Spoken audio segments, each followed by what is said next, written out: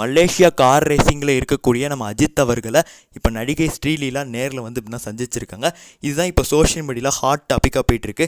ஏன் தானே கேட்குறீங்க, AK-64 திரைப்படத்திற்கு நம்ம ஸ்ரீலீலா தான் ஹீரோயின் அந்த மணிக்கு இப்போ வந்து தான் கன்ஃபார்ம் ஆகியிருக்காங்க. ஸோ அந்த ஒரு பேச்சுவார்த்தைக்காக தான் அஜித் அவர்களை ஸ்ரீலீலா வந்து சந்திச்சிருக்காங்க அந்த மணிக்கு வந்து தான் சொல்கிறாங்க. இந்த ஒரு டவுட் ஏன் எங்களுக்கு வர ஆரம்பிச்சிச்சு அப்படின்னா, ஸோ அஜித் அவர்களை ஸ்ரீலீலா மட்டும் போய் சந்திச்சிருந்தாங்கன்னு இந்த டவுட் வந்திருக்காரு. பட் டேரக்டர் ஆதிக் ரவிச்சந்திரனோட சென்று சந்தித்தது தான் நமக்கு வந்து தான் இந்த டவுட் அப்படிங்கிறது கொடுத்துருக்கு. ஸோ கொஞ்ச நாளைக்கு முன்னாடி சோர்ஸ்லேருந்து நமக்கு என்ன அப்டேட் கிடைக்குதுன்னா, AK-64 படத்தை ஆதிக் ரவிச்சந்திரன் தான் வந்து பண்ண போகிறாரு. ஸோ இந்த ஒரு திரைப்படத்துக்கு ஹீரோயின் ரோல் ஸ்ரீலீலா அவங்க தான் வந்து பண்ண போகிறாங்க அந்த மணிக்கு. ஸோ இப்போ அதுக்கு ஏற்ற மணிக்கு இவங்க 2 பேரும் வந்துட்டு பார்த்தா அஜித் அவர்களை சந்திச்சிருக்காங்கும் போது இது கிட்டத்தட்ட நமக்கு வந்து பார்த்தா கன்ஃபார்ம் ஆயிருக்கு அப்படி தான் வந்து சொல்லணும். என்னதான் அவங்க வந்து பட விஷயத்துக்கே வந்திருந்தாலும் ஸோ அவங்களும் ஒரு அஜித் ஃபேனாக தானே இருப்பாங்க. அஜித்தை பிடிக்காத மனுஷங்க இருக்க முடியுமா? ஸோ அவரை பார்த்த கிரேஸில் அவங்க வந்து பார்த்தா ஃபோட்டோ எடுத்துக்கிட்டு ஸோ அவர் கூட வந்து தான் பேசி சிரிச்சுக்கிட்டு செம்மையாக இருந்தாங்க. செம்ம க்யூட் மூமெண்ட்ஸு. இதுக்கு முன்னாடி STR அவர்கள் வந்து சந்திச்சிருக்காங்க. இப்போ ஸ்ரீலீலா வந்து சந்திச்சிருக்காங்க. ஸோ ரொம்பவுமே வந்து தான் ஹாப்பி.